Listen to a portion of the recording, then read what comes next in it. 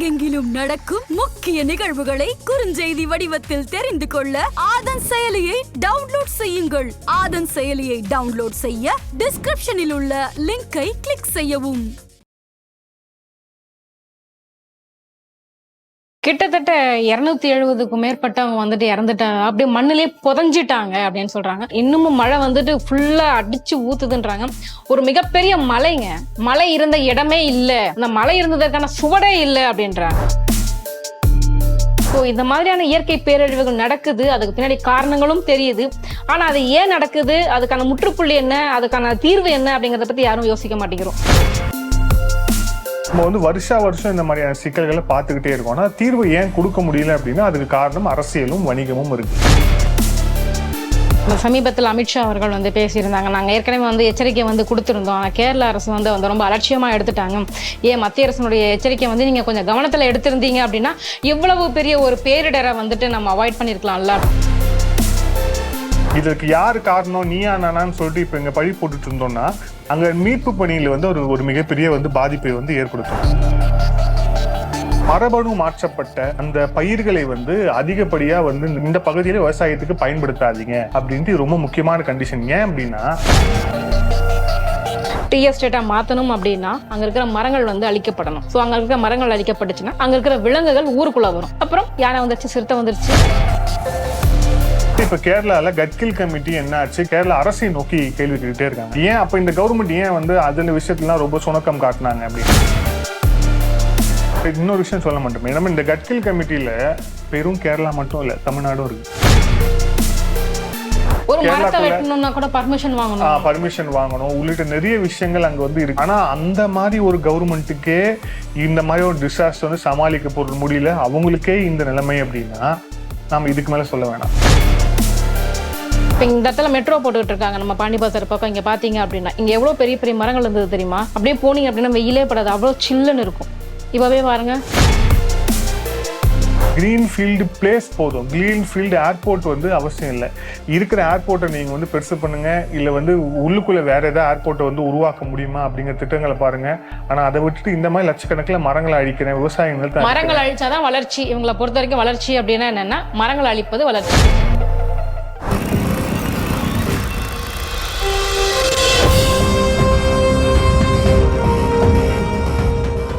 முக்கிய தகவல்களை உடனுக்குடன் தெரிந்து கொள்ள ஆதன் செயலியை டவுன்லோட் செய்யுங்கள். டவுன்லோட் லிங்க் டிஸ்கிரிப்ஷனில் உள்ளது. வாங்க வினோத், எப்படி இருக்கீங்க? நல்லா இருக்கு மேடம். அப்புறம் இன்னைக்கு என்ன செய்தி வினோத்? முக்கியமான செய்தி வயநாடு. அதுதான் வந்து இந்தியாவுடைய மிகப்பெரிய துயரமாக மாறிவிட்டது. இல்ல, இந்தியாவும் அதை தான் பேசிக்கொண்டிருக்கு. குறிப்பா வந்து இன்னைக்கு வந்து முதலமைச்சர் போயிருக்கிறதாகட்டும், அதுக்கப்புறம் வந்து முன்னாள் அப்புறம் வந்து வருங்கால எம்பிக்கள் போகிறதாகட்டும், எல்லாருமே போயிட்டு இருக்காங்க அப்படிங்கறதையும் பாக்குறோம். ரொம்ப மிக துயரமான ஒரு சம்பவம் வயநாட்டுல வந்து நடந்திருக்கு அப்படிங்கிற விஷயத்த எல்லாம் பதிவு பண்ணிட்டு இருக்காங்க. ஆனா இப்பதான் வந்து ஏன் அது நடந்தது அப்படிங்கிறதுக்கான பிரேக்கப்ஸ் எல்லாம் வர ஆரம்பிச்சிருக்கு.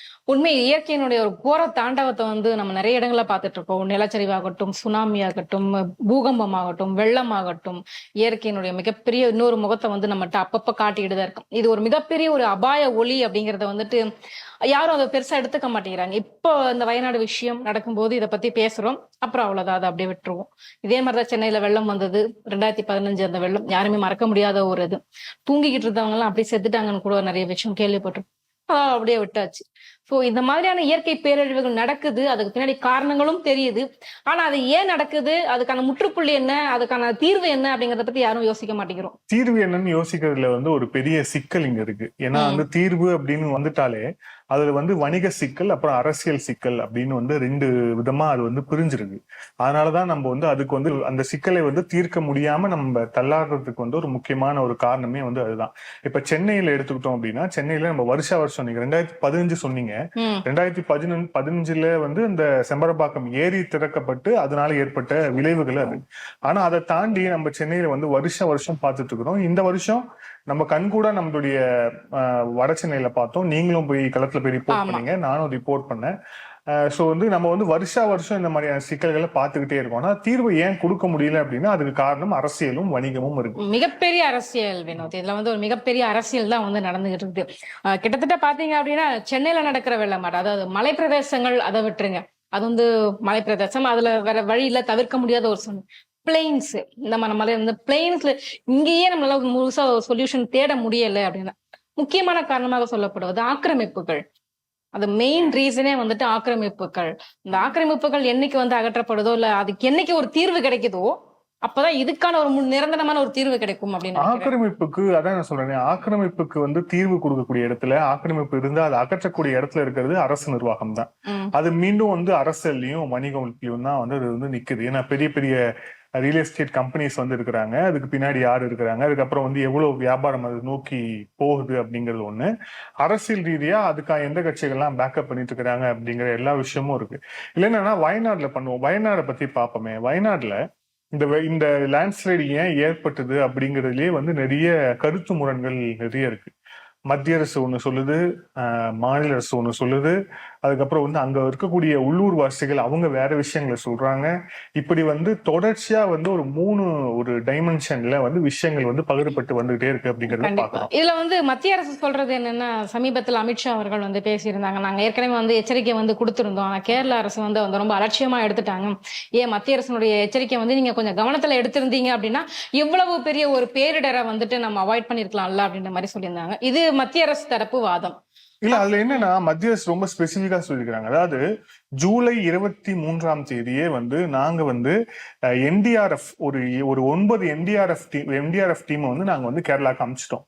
ஸோ எங்களுக்கு வந்து அங்க ஒரு பெரிய நேச்சுரல் டிசாஸ்டர் நடக்க போகுது அப்படிங்கறத ப்ரெடிக்ட் பண்ணி அதுக்கான ஒரு அபாய மணியை வந்து அந்த கவர்மெண்ட்டுக்கு எச்சரிக்கையை வந்து கொடுத்துட்டு நாங்க வந்து 10க்கு என்டிஆர்எஃப் டீம் வந்து நாங்க வந்து ஒரு 9 டீமை நாங்க வந்து கேரளாக்கு அனுப்பிச்சிட்டோம் அப்படின்ட்டு வந்து ஒரு சொல்லியிருக்காங்க. இதுதான் ரொம்ப முக்கியமான பாயிண்ட்.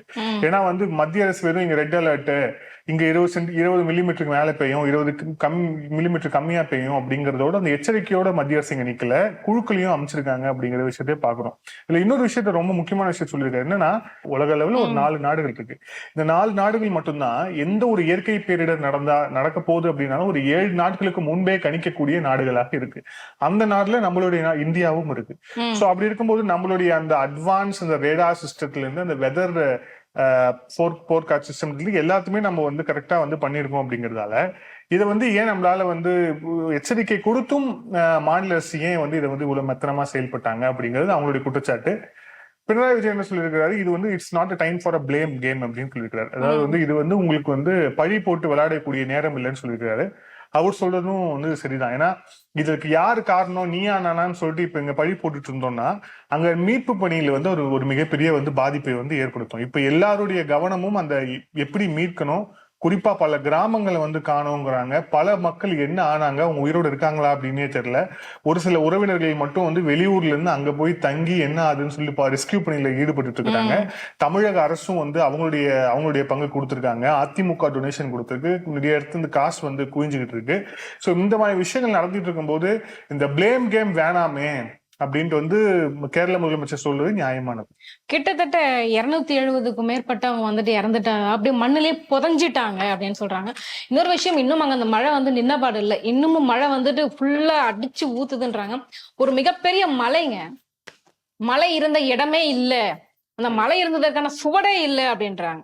இப்ப அந்த மலை வந்து மலையே இல்லை அப்படின்னா ஒரு பெரிய பாறையான உருவாக்கப்பட்ட ஒரு மலை அப்படின்னா அங்கங்க ஒரு கற்களாவது இருக்கும். அந்த மலை இருந்ததுக்கான ஒரு சுவடே இல்லை அப்படின்னா வெறும் அது ஒரு மண்ணு மலை தானே சொல்ல முடியும். அப்ப இல்ல அதுல என்னன்னா இது ஒரு சின்ன ஒரு படத்துடைய ஒரு இது மாதிரி பார்க்கணும் அப்படின்னா 2019 இதுக்கான விஷயங்கள் தொடங்கி விட்டது. அதாவது வந்து இந்த மேற்கு தொடர்ச்சி மலை வந்து ரொம்ப பிரதானமான நம்மளுடைய மாநிலத்திலயும் வந்து கிட்டத்தட்ட ஒரு 10க்கும் மேற்பட்ட மாவட்டங்கள் மேற்கு தொடர்ச்சி மலை மாவட்டத்தோட ஒட்டி இருக்கு. அப்படிங்கறதால மேற்கு தொடர்ச்சி மலையை ஆராய்வதற்காக கட்கில் கமிட்டி அப்படின்னு சொல்லிட்டு ஒரு கமிட்டியை வந்து ஃபார்ம் பண்றாங்க. 2019 இந்த கமிட்டி வந்து வயநாடுக்கு போறாங்க. அதுக்கப்புறம் பெரிய ப்ரப்போசல்ஸ் எல்லாமே கொடுக்குறாங்க. அந்த ப்ரப்போசல்ல வச்சிருக்கக்கூடிய ரொம்ப முக்கியமான ப்ரப்போசல் வந்து எக்கனாமிக் சென்சிட்டிவ் ஜோன் 1, 2, 3 அப்படின்ட்டு 3 கேட்டகரி பிரிச்சிருக்கிறாங்க. 3 கேட்டகரியா பிரிச்சு இந்த ஜோன்ஸ்ல எல்லாமே வந்து எந்தெந்த விஷயங்கள் செய்யணும் செய்யக்கூடாது அப்படின்னு சொல்லி தெளிவா சொல்லியிருக்காங்க. இதுல வந்து நீங்க வந்து சுற்றுலா பயணிகள் வராங்க, அவங்களை வந்து ரெகுலேட் பண்ணுங்க, ஓகேவா, ரெகுலேட் பண்ணுங்க. அதுக்கப்புறம் வந்து இந்த மைனிங், அதாவது இந்த மைனிங் சம்பந்தமான கம்பெனிஸ் எதுவுமே வந்து தொடங்கக்கூடாது, கெமிக்கல் கம்பெனிஸ் தொடங்கக்கூடாது, அதை வந்து கம்மி பண்ணுங்க. அதே மாதிரி ரொம்ப முக்கியமான விஷயம், cultivation of genetically modified crops was banned. அதாவது இந்த மரபணு மாற்றப்பட்ட அந்த பயிர்களை வந்து அதிகப்படியா வந்து இங்க இந்த பகுதியில விவசாயத்துக்கு பயன்படுத்தாதீங்க அப்படின்ட்டு ரொம்ப முக்கியமான கண்டிஷன். ஏன் அப்படின்னா, இந்த மரபணு மாற்றப்பட்ட பயிர்களை வந்து பயன்படுத்தும் போது அந்த பயிரால வந்து அந்த மண்ணை எவ்வளவு பிடிக்க முடியுங்கிற கெப்பாசிட்டி இருக்கு. அந்த மண்ணை வந்து பெருசா இப்போ லேண்ட்ஸ்லைட் வயநாட்டுல ஏற்பட்டிருக்கக்கூடிய முக்காவாசி பகுதி எல்லாமே இந்த டீ எஸ்டேட்டு, ரெசார்ட், இந்த மாதிரி இருக்கக்கூடிய பகுதிகள் தான். பட் அதுவே அங்க ஒரு நேட்டிவ் பிளான்ஸ் ஜாஸ்தியா இருந்துச்சு அப்படின்னா, அடிக்கிற மழையில எவ்வளவு மழை பெஞ்சாலும் வந்து அந்த மண் வந்து அந்த மரங்கள்லாம் இழுத்து பிடிச்சு வச்சு, கரெக்ட், அந்த மண் வந்து அந்த ஈரத்தன்மையை வந்து உறிஞ்சு அந்த மண்ணையும் வந்து இழுத்து பிடிச்சி ஒரு வைக்கிறதுக்கான ஒரு சூழ்நிலை அங்க இருந்திருக்கும். ஆனா நம்ம வந்து ஒரு வணிக நோக்கம் தானே, வணிக நோக்கத்துக்காக அது இந்த ஆங்கிலேயன் வந்து நம்ம சொன்னோம்ல எப்படி அலோபதி வந்து ஒரு சாபக்கேடுன்னு, அவன் பண்ண பல சாபக்கேடுகள்ல இது ஒரு சாபக்கேடு. ஊட்டிலாம் வந்து உருவாக்கப்பட்ட ஒரு இடம், ஊட்டி கொடைக்கானல். எங்க இப்ப ஒண்ணு இல்ல, ஊட்டி கொடைக்கானல்லயே ஃபேன் ஏசி எல்லாம் வந்துருச்சு தெரியுமா? அதாவது குளிர் பிரதேசங்கள் சொல்லுவாங்க, வெயிலுக்காக அங்க போயிட்டு கோடை வாசஸ்தலம் சொல்லுவாங்க. ஆனா ஊட்டி கொடைக்கானல்லயே நம்ம சென்னை மாதிரி அங்க வெயில் இல்ல. ஹில் ஸ்டேஷன் எல்லாத்துலயுமே வந்து டிராஸ்டிக்கா வந்து டெம்பரேச்சர் ஜாஸ்தி ஆயிட்டு தான் இருக்கு. ஆமா, ஜாஸ்தி அது ஊட்டில எல்லாம் பாத்தீங்க அப்படின்னா வீடுகள் பாக்கணுமே, நெருக்கி நெருக்கி நெருக்கி அவ்வளவு வீடுகள் வந்துருச்சு. மரம் எல்லாம் நிறைய மரங்கள் வெட்டப்பட்டது. அங்க இருக்கிற வாழ்வாதாரத்துக்கு நிறைய டீ எஸ்டேட்டுகளாக மாற்றப்பட்டு விட்டது. இந்த ஆக்சுவலா இந்த டீ எஸ்டேட்டா மாற்றப்படுது பாத்தீங்க அப்படின்னா சொன்ன மாதிரி மிகப்பெரிய ஒரு சாபக்கேடுன்னு தான் சொல்ல முடியும். அது மண்ணை கிரிப்பு பிடிச்சி வைக்கிறதுக்கான தன்மை இழந்து போயிடுது. டீ எஸ்டேட்டா மாத்தணும் அப்படின்னா அங்க இருக்கிற மரங்கள் வந்து அழிக்கப்படணும். சோ அங்க இருக்கிற மரங்கள் அழிக்கப்பட்டுச்சுன்னா அங்க இருக்கிற விலங்குகள் ஊருக்குள்ள வரும். அப்புறம் யானை வந்துருச்சு, சிறுத்தை வந்துருச்சு, இதுல யானை வழித்தடம் யாரு நடவடிக்கை எடுத்தான்னு கேள்வி வேற. இதுல என்னன்னா, சோ இதுதான் முக்கியமா வந்து கட்கில் கமிட்டி அப்படிங்கிறது அவங்க கொடுத்த ரெக்கமெண்டேஷன்ஸ்ல இருக்கு, தெளிவா பிரிச்சிருக்காங்க. இப்ப பாதிக்கப்பட்ட பகுதி எல்லாமே வந்து எக்கனாமிக்கலி சென்சிட்டிவ் ஜோன் 1ல வருது அப்படின்றாங்க. சோ எக்கனாமிக்கலி சென்சிட்டிவ் ஜோன் 1ல வருது அப்படிங்கறனாலே அதுல வந்து செய்யக்கூடாது அப்படின்னு சொல்லிட்டு ஒரு ரெக்கமெண்டேஷன்ஸ் இருக்குல்ல, ரெக்கமெண்டேஷன் எல்லாத்துலயுமே இந்த கட்கில் கமிட்டி தெளிவா வந்து கொடுத்துருக்கு. ஒரு சில ஆண்டுகளுக்கு முன்பாகவே கொடுத்துருக்கு. ஆனா இந்த கமிட்டிய கேரளா அரசு என்னன்னு கூட எடுத்து பார்க்கல. தமிழ்நாட்டுல ஒரு கமிட்டி அமைக்கப்பட்டது. இந்த குறிப்பா வந்து நம்மளுடைய முன்னாள் தலைமை செயலர் இறையன் நிறைய கமிட்டிகள் அவரோட சகோதரர் அமைத்த ஒரு கமிட்டி இருக்கு இல்லையா, அந்த கமிட்டியுடைய பரிந்துரை என்ன ஆச்சு நம்ம அப்ப கேள்வி கேட்டோம் இல்லையா. அந்த மாதிரி இப்ப கேரளால கட்கில் கமிட்டி என்ன ஆச்சு, கட்கில் கமிட்டியோட பரிந்துரைகள் இப்ப எல்லாமே வெளில வந்ததுக்கு நம்ம கேள்வியும் இருக்கு. சோ இது எல்லாமே வந்து நீங்க ஏன் வந்து அது வந்து அமல்படுத்தல அப்படின்னு வந்து எல்லாமே கேரளா அரசை நோக்கி கேள்வி கேட்டுட்டே இருக்காங்க. சோ அதுதான் ரொம்ப முக்கியமான விஷயமா இருக்கு. ஏன் அப்ப இந்த கவர்மெண்ட் ஏன் வந்து அந்த விஷயத்துல ரொம்ப சுணக்கம் காட்டினாங்க அப்படின்னு. கர்நாடகா ஹைகோர்ட்ல வந்து ஒரு கேஸ் வருது. அந்த ஜட்ஜ்மெண்ட்ல என்ன சொல்றாங்க, அந்த வழக்கு எதை மையப்படுத்தினது அப்படின்னா, கேரளா அப்புறம் வந்து கர்நாடகா இந்த ரெண்டுத்துல மட்டும் கிட்டத்தட்ட 5000 ஹெக்டர் ஃபாரஸ்ட் லேண்ட் வந்து ஆக்கிரமிப்புல இருக்கு அப்படிங்கிறது கேஸ். 5000 ஹெக்டர். சோ இது எல்லாமே கவர்மெண்ட் வந்து பார்க்கக்கூடிய ஒரு இடம் தான். பட் ஆனா இது ஏன் வந்து கேரள அரசு வந்து இதை வந்து கவனிக்கவே இல்லை, அவங்களுடைய கவனம் எங்க இருந்தது? ஏன்னா இதுக்கு முன்பாகவே இடுக்கியில வந்து பார்த்தோம், இடுக்கியில எவ்வளவு பெரிய அந்த மழை வெள்ள பாதிப்பால எவ்வளவு பெரிய விஷயம் நடந்தது அப்படிங்கிறத பாக்குறோம். ஏன் இவ்வளவு இவங்க கேர்லெஸ்ஸா இருந்தாங்க அப்படிங்கிறது ஒரு மிகப்பெரிய கேள்வியா இருக்கு. ஏன்னா இவங்க கொடுத்த ரெக்கமெண்டேஷன்ஸ் எல்லாமே சில ஆண்டுகளுக்கு முன்னால் கொடுத்திருந்தாலும் கூட அதை வந்து செயல்படுத்த தொடங்கி இருந்தாங்க அப்படின்னா கூட கேரள அரசு இப்போ ஒருவேளை டிஃபெண்டாவது பண்ண முடியும், நாங்க இதை வந்து ரெக்கமெண்ட் பண்ணிருக்கோம் அப்படின்னு. ஆனா உங்களுக்கு தெரியுமா, அங்க இருக்கக்கூடிய ஆளுங்கட்சி இல்ல கம்யூனிஸ்ட் கட்சி இந்த ரெக்கமெண்டேஷன்ஸே வந்து கிரிட்டிசைஸ் பண்ணிருக்காங்க. என்னங்க இப்படி வந்து ரெக்கமெண்டேஷன் கொடுத்துருக்கீங்க, இப்படி ரெக்கமெண்டேஷன் கொடுத்தா வந்து அங்க மக்களுடைய வாழ்வாதாரம் என்ன ஆகுறது அப்படின்னு சொல்லிட்டு அதை நோக்கி வந்து கேள்வி கேட்டிருக்காங்க. அங்க இருக்கக்கூடிய மக்களுடைய வாழ்வாதாரம் முக்கியம்தான். ஆனா அதுக்கு அடுத்த நீங்க என்ன பண்ணணும்னு பாக்கணுமே தவிர, நான் அவங்க என்ன கிராப் வச்சுக்கிட்டோம், அவங்க ரெசார்ட்டா கட்டட்டும், அவங்க என்ன வேணா செய்யட்டும் அப்படிங்கிற அந்த ஒரு கோ அண்ட் நோ கோ அப்படிங்கிறதுல. சோ வந்து எப்போ ஒரு ஃப்ரீ ஹேண்ட் வந்து அங்க இருக்கக்கூடிய லோக்கல் அத்தாரிட்டிஸ்க்கு வந்து கேரளா கவர்மெண்ட் கொடுத்ததோ அங்கதான் இந்த பிரச்சனையுடைய முதல் புள்ளி வந்து தொடங்குச்சு. சோ 2019 அந்த கட்கில் அங்க வந்து அவங்க கமிட்டி வெஸ்டர்ன் காட்ஸை பத்தி ஆராய்ஞ்சு அவங்க கொடுத்த கமிட்டி ரிப்போர்ட்டை வந்து ஓரளவுக்கு அதை மைண்ட்ல எடுத்துக்கிட்டு அவங்க பண்ணியிருந்தாங்கன்னா இவ்வளவு பெரிய விஷயத்த வந்து அவங்க வந்து தடுத்து இருக்க கேரளா அரசால. ஆனா அவங்களால செய்யல. இதை தொடர்ந்து பாத்தீங்க அப்படின்னா இப்ப வயநாடு மட்டும் கிடையாது, மங்களூர் போற பெங்களூர் டு மங்களூர் அந்த இடத்துலயும் வந்து நிலச்சரிவு வந்து ஏற்பட்டிருக்கு. இப்ப ஹிமாச்சல் பிரதேஷ் அங்கேயும் வந்துட்டு நிலச்சரிவு ஏற்பட்டு கிட்டத்தட்ட 46 பேரை காணோம் அப்படின்னு சொல்லி இருந்திருக்காங்க. ஆக்சுவலா எனக்கு என்னன்னா, அந்த குரோதி வருடம் ஆரம்பிக்கும் போது நிறைய அந்த ப்ரெடிக்ஷன்ஸ் பண்ணுவாங்க தெரியுமா ஜோதிடர்கள். அவங்க சொன்னதெல்லாம் நிறைய நடந்துகிட்டே வருது வினோத். ஒருவேளை இருக்குமோ, பழிச்சிருச்சோ? இது நீங்க தான் ஜோசிகார தான் கூப்பிட்டு கேட்கணும். நம்ம என்னன்னா இல்ல இன்னொரு விஷயம் சொல்ல மாட்டோமே. நம்ம இந்த கட்கில் கமிட்டியில பெரும் கேரளா மட்டும் இல்ல, தமிழ்நாடும் இருக்கு. அதுதான் வந்து நாம வந்து விழுத்து கொள்ள வேண்டிய பகுதிகள். கேரளா மட்டும் இல்ல, இதுல வந்து அந்த கட்கில் கமிட்டியோடைய அந்த ரிப்போர்ட் பண்றதுக்கு முன்னாடி அவங்களுடைய ஃபீல்டு ஒர்க்கர்ஸ் எல்லாம் இருக்காங்க, அந்த கமிட்டியோடைய நபர்கள் தான் இருக்காங்களே, அவங்க வந்து தமிழ்நாட்டுல சேலம், அப்புறம் வந்து கொடைக்கானல், அதாவது திண்டுக்கல் மாவட்டம் கொடைக்கானல், ஊட்டி, அப்புறம் உள்ளிட்ட பகுதி எல்லாத்துக்குமே, தேனி உள்ளிட்ட பகுதியெல்லாம் நேரடியா வந்து மேற்கு தொடர்ச்சி மலை எங்கெங்க இருக்கோ அந்த இடத்து எல்லாத்தையுமே வந்து ஆய்வு செஞ்சு இந்த ஜோன்ஸ் எல்லாத்துலயுமே அதுவும் இருக்கு. ஆனா நம்ம இம்ப்ளிமெண்டேஷன் பண்ணிருப்போமா? இப்படி ஒரு கமிட்டி இருக்குன்றதே நம்ம ஊர் மக்களுக்கு தெரியுமா? நம்ம இம்ப்ளிமெண்டேஷன் பண்ணிருப்போம். எனக்கு என்னன்னா, இந்த இயற்கை விஷயங்கள்ல வந்து எந்த நம்ம கவர்மெண்ட்டை விட அந்த கவர்மெண்ட் வந்து சென்சிட்டிவான கவர்மெண்ட், அது நான் சொல்லுவேன். நீங்க சொல்ல மாட்டீங்க, பட் ஆனா வந்து நான் ஓகே சொல்லுவேன். நீங்க சொல்றீங்களா? சரி, அப்போ வந்து அந்த கவர்மெண்ட் வந்து இயற்கையை வச்சு ரொம்ப சென்சிட்டிவா பார்க்கக்கூடிய கவர்மெண்ட். ஏன்னா அங்க வந்து வரம்பு மீறி ஒன்னும் பண்ண முடியாது. கம்யூனிசம் ரூல் அங்க, நீங்க பர்மிஷன் வாங்கணும் உள்ளிட்ட நிறைய விஷயங்கள் அங்க வந்து இருக்கு. அவங்க ஓரளவுக்கு வந்து சென்சிட்டிவ். ஆனா அந்த மாதிரி ஒரு கவர்மெண்ட்டுக்கே இந்த மாதிரி ஒரு டிசாஸ்டர் வந்து சமாளிக்க போறது முடியல, அவங்களுக்கே இந்த நிலைமை அப்படின்னா நாம இதுக்கு மேல சொல்ல வேணாம். நமக்கு நிறைய ட்ரைனிங் இருக்கு. நம்ம வருஷம் நம்ம பாத்துக்கிட்டு இருப்போம். எதை பாத்துட்டு? நமக்கு நிறைய படகு இருக்கு. வருஷம் எதை பாத்துட்டு இருக்கீங்க? வருஷம் நிறைய பாத்துட்டு இருக்கோம். அதுதான் என்ன பாத்துட்டு இருக்கீங்க? ஏதோ பாக்குறோம், மக்களுக்கு தெரியும். மழை வெள்ளத்தை பாத்துக்கிட்டு இருக்கோம். ஏதோ போட்ஸ், நீங்க என்ன போட்ஸ்? ஆமா, போட் இருக்கு. அந்த போட்லாம் வந்து பாவம் நம்மளுடைய 2015 எல்லாம் வந்து நம்மளுடைய மீனவர்கள் வந்து நமக்கு வந்து சும்மா ஹெல்ப் பண்றதுக்காக கொடுத்தது.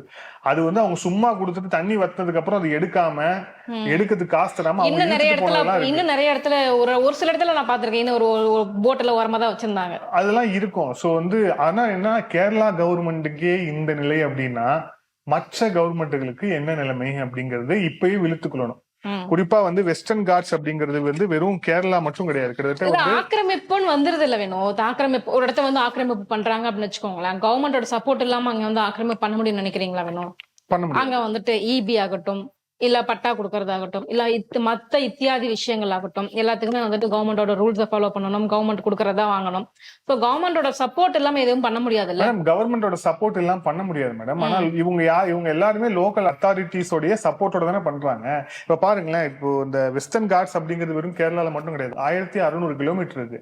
இது வந்து ஸ்டார்ட் ஃப்ரம் மகாராஷ்டிரா, கோவா, கர்நாடகா, கேரளா, தமிழ்நாடு, எங்க வந்து முடியுது, கன்னியாகுமரி வரைக்கும் முடியுது. இது எல்லாமே வந்து 1600 கிலோமீட்டர் வெஸ்டர்ன் காட்ஸ் தான். அதனாலதான் நாங்க என்ன பண்ணா, கன்னியாகுமரியில மழை இருந்தா தானே நிலச்சரிவு வரும்னு சொல்லிட்டு மழையை கொஞ்சம் கொஞ்சமா செதுக்கிட்டு இருக்கோம். செதுக்கிட்டு இருக்கீங்கன்னா உள்ள பெரிய எல்லோரா கேவ்ஸ் கட்ட போறீங்களா? ஆமா, கொஞ்சம் கொஞ்சமா மழை இருந்தா தானே நிலச்சரிவு வரும் உங்களுக்கு. அதான் நாங்க வந்து கொஞ்சம் கொஞ்சமா செதுக்கிட்டு. இல்ல மேடம், இதுல என்னன்னா, இதுல ரொம்ப சிரிக்கக்கூடிய விஷயமாவும் இல்ல. ஏன் அப்படின்னா, இல்லங்க சிரிக்கிறதுக்கு சொல்லல, மழை அங்க காணாம போயிட்டு இருக்குன்னு சொல்ல வரேன். எங்க? கன்னியாகுமரி பக்கம் நிறைய இடத்துல காணாம போயிட்டு. நம்ம இப்போ கொல்லிமலை போனோம்ல, அங்க கூட ஒரு மலையை காணும். கொல்லிமலை இருக்கு, ஆனா கொல்லிமலைகள்ல ஒரு மலையை வந்து காணும். அது வந்து சித்தர்களுடைய அந்த மலை வாகனம்னு ஒரு புத்தகத்துல குறிப்பிட்ட ஒரு மலை.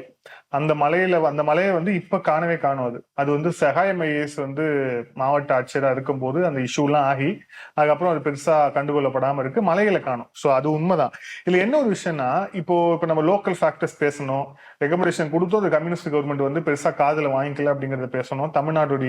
தமிழ்நாடு அரசும் வந்து இதுல கொஞ்சம் எச்சரிக்கையோட இருக்கணும். ஏன்னா நமக்கும் வந்து வெஸ்டர்ன் காட்ஸ்ல நிறைய மாவட்டங்கள் இருக்கு, அப்படிங்கிற எச்சரிக்கையோட இருக்கணும்னு பேசணும். மூன்றாவது மிகப்பெரிய ஒரு விஷயம் குளோபல் வார்மிங். அது வந்து இப்போ உலகமே வந்து ஃபுல் அண்ட் ஃபுல் வந்து குளோபல் வார்மிங்ல ஒரு இக்கட்டான ஒரு சூழலை நோக்கி நகர்ந்துட்டு இருக்கு. அப்படிங்கறதால அதோட ஒரு ரெப்ளிகேஷன்ஸா தான் இந்த மாதிரியான விஷயங்கள் இங்க வந்து நடந்துகிட்டு இருக்கு, மாறிட்டு இருக்கு அப்படிங்கறத பாக்குறோம். ஒண்ணுமே இல்லை, ஒரு சின்ன ரிப்போர்ட். இந்த வருஷம் என்ன வெயில் நமக்கு தெரியும். இந்த வருஷம் கிட்டத்தட்ட வந்து இந்தியாவில மட்டும் 143 பேர் வந்து சன்ஸ்ட்ரோக்கால செத்துருக்காங்க. சன்ஸ்ட்ரோக் வந்து செத்துருக்காங்க. பீகார், உத்தரப்பிரதேஷ்ல ரொம்ப அதிகம், ஜாஸ்தி. அதே மாதிரி 41,000 பேர், இந்தியா முழுக்க 41,000 பேர் சன்ஸ்ட்ரோக்கால பாதிக்கப்பட்டிருக்கிறாங்க. சோ நாளுக்கு நாள் வந்து அதே மாதிரி நம்மளுடைய அந்த சீல இருக்கக்கூடிய டெம்பரேச்சர் லெவல் ஜாஸ்தி ஆயிட்டு இருக்கு. டெம்பரேச்சர் லெவல் ஜாஸ்தி ஆயிட்டு இருக்கு. மவுண்டன் ஹில் ரீஜன்ஸ்லயும் டெம்பரேச்சர் லெவல் ஜாஸ்தி பனி எல்லாம் உருக ஆரம்பிச்சிருச்சு அதிகமா. எல்லாம். சோ இது வந்து குளோபல் வார்மிங்ல ஒரு முக்கிய விஷயமா இருக்கு. அதே மாதிரி இப்ப நடந்துட்டு இருக்கிறது கிட்டத்தட்ட ஒரு கிளவுட் பஸ்ட் அப்படிங்கலாம். அதாவது இந்த மேக வெடிப்புன்னு வாங்கலாம். அது உத்தரகாண்ட்ல இப்ப நடந்திருக்குல்ல, உத்தரகாண்ட்ல நடந்திருக்கு. இல்ல இதுவும் கிட்டத்தட்ட அந்த மாதிரி தானே. ஒரு நாளைக்கு 200 மில்லிமீட்டர் வந்து மழை பெய்யுது. போன வருஷம் தூத்துக்குடியில பெய்யல. ஆமா பெய்யுதுன்னா அப்படின்னா என்ன மாதிரி விஷயம். சோ இது எல்லாத்தையுமே குளோபல் வார்மிங் அப்படிங்கிற ரொம்ப முக்கியமான விஷயமா இருக்கு. ஆனா நம்ம குளோபல் வார்மிங் பார்த்தா நமக்கு பெருசா நம்ம அரசுகளுக்கு பெருசா மக்களுக்கு போர் அடிக்குது. என்ன இந்த கதை பேசிட்டு இருக்காங்க அப்படின்னு. ஆமா மக்களுக்கு போர் அடிக்குது. ஏன்னா ஏசி போட்டுதான் நம்ம குளோபல் வார்மிங் பத்தின வீடியோ பார்க்க போறோம். சோ வந்து நம்மளால எப்படி அதை வந்து உணர முடியும். ஆனா நம்ம சின்ன சின்ன விஷயங்கள்ல இருந்து மாற்றங்கள் கொண்டு வந்துட்டே இருந்தோம்னா வளர்ச்சி வளர்ச்சி எது வளர்ச்சின்னு ஒரு பெரிய டிபேட் நடக்கும். சிம்பிளா சொல்லட்டுமா, இப்ப இந்த இடத்துல மெட்ரோ போட்டுக்கிட்டு இருக்காங்க நம்ம பாண்டிபஜார் பக்கம். இங்க பாத்தீங்க அப்படின்னா இங்க எவ்வளவு பெரிய பெரிய மரங்கள் இருந்தது தெரியுமா? அப்படியே போனீங்க அப்படின்னா வெயிலே படாது, அவ்வளவு சில்லுன்னு இருக்கும். இப்பவே பாருங்க மரத்தையே காணோம்னு சொல்ல வர. அதுதான் மேடம். என்னன்னா வளர்ச்சி ரோட்டை பெருசு பண்றேன்னு இருக்கிற எல்லா மரத்தையும் வெட்டிட வேண்டியது. டெவலப்மெண்டல் ப்ராஜெக்ட்ஸ்க்கு வந்து முக்கியத்துவம் கொடுக்கணுமானா கொடுக்கணும். ஆனா வந்து நாம வந்து இவ்வளவு நவீனமாயிட்டோம்ல, அதுக்கு அதை வந்து வெட்டாம அதையும் பாதிக்காம எந்த மாதிரி கொண்டு வரணுங்கிற திங்கிங்கோட இனிமே வர ப்ராஜெக்ட்ஸ் வரணும். ஃபார் எக்ஸாம்பிள் இவ்வளவு எங்கெங்கயோ சுற்றி வளைச்சு போறோம். நீங்க வந்து ஒரு 3-4 மரத்தை வெட்டி பத்தி பேசுறீங்கல்ல. பரந்தூர்னு ஒரு ஏரியா இருக்கு தெரியும்ல. கிட்டத்தட்ட வந்து 21 ஏரிகள் இருக்கு. அந்த ஏரிகளுக்கு கொடுக்கக்கூடிய மெயினான கம்பன் கால்வாய் இருக்கு. லட்சக்கணக்கான மரங்கள் இருக்காங்க. பல்லுயிர் பெருக்கம். ஆமா அது வந்து ஒரு வெட் லேண்ட்னு சொல்லுவாங்க. நம்ம ஏற்கனவே பேசிக்கிறோம். வெட் லேண்ட் அது ட்ரை லேண்ட் கிடையாது. அந்த மண்ணுக்கே வந்து இயற்கையிலேயே ஈரத்தன்மை உள்ள ஒரு மண் அது. ஆனா நம்ம இப்ப அதை என்ன பண்ண போறோம், என்னென்ன கான்ட்ராக்ட்ஸ் எல்லாம் சைன் ஆயிட்டு இருக்கு. மத்திய அரசினுடைய திட்டம் வருது. ஆமா ஏன் மத்திய அரசு மட்டும் சொல்றீங்க? மாநில அரசும் தான். ரெண்டும் சேர்ந்துதான். மத்திய அரசு மாநில அரசு. ஏர்போர்ட்ல யாரோட கண்ட்ரோல்ல வருது? மத்திய அரசோட கண்ட்ரோல்ல தானே வருது. ஏர்போர்ட்டுக்கு லேண்ட் எடுத்து கொடுத்தது யாரு? கேக்குறாங்க, கொடுக்குறாங்க. ஏர்போர்ட்டுக்கு லேண்ட் எடுத்து கொடுத்தது யாரு? எல்லாமே வந்து 2 அரசுகளும் சேர்ந்த விஷயம் தான். 2 அரசுகளும் சேர்ந்த விஷயங்கள் தான். அது இன்னும் டெப்தா போனா வந்து நிறைய பேரை வந்து இது பேச வேண்டியதா இருக்கும். சோ இந்த மாதிரி நேரத்துல இந்த மாதிரி ப்ராஜெக்ட் தேவையா அப்படிங்கிற ஒரு கேள்வியோடு நம்ம இந்த இதை முடிக்கலாம். ஏன்னா வந்து எவ்வளவு குளோபல் வார்மிங்கா போயிட்டு இருக்கு அப்படிங்கிற போது உங்களுக்கு வந்து ஒரு பசுமை, அது கிரீன் ஃபீல்டு ஏர்போர்ட். அது கிரீன் ஃபீல்டு பிளேஸ் போதும். கிரீன் ஃபீல்டு ஏர்போர்ட் வந்து அவசியம் இல்லை. இருக்கிற ஏர்போர்ட்டை நீங்க வந்து பெருசு பண்ணுங்க, இல்ல வந்து உள்ளுக்குள்ள வேற ஏதாவது ஏர்போர்ட்டை வந்து உருவாக்க முடியுமா அப்படிங்கிற திட்டங்களை பாருங்க. ஆனா அதை விட்டுட்டு இந்த மாதிரி லட்சக்கணக்கில் மரங்களை அழிக்கிறேன், விவசாயங்கள் மரங்கள் அழிச்சாதான் வளர்ச்சி. இவங்களை பொறுத்த வரைக்கும் வளர்ச்சி அப்படின்னா என்னன்னா மரங்கள் அழிப்பது வளர்ச்சி. பொள்ளாச்சி கிட்ட அவ்வளவு மரத்தை வெட்டிருப்பாங்களா? சோ அது ஒரு முக்கியமான பிரச்சனையா இருக்கு. சோ இது வயநாடை வந்து ஒரு பாடமா எடுத்துக்கிட்டு நம்மளுடைய வெஸ்டர்ன் காட்ஸ் இருக்கக்கூடிய பகுதிகளை எப்படி பாதுகாக்கலாம் தமிழக அரசு யோசிக்கணும். கூடவே சேர்ந்து பரந்தூரையும் யோசிச்சா நல்லது. கண்டிப்பாக. சரி மேடம், இன்னொரு விஷயம் பொறுப்பாக நன்றி.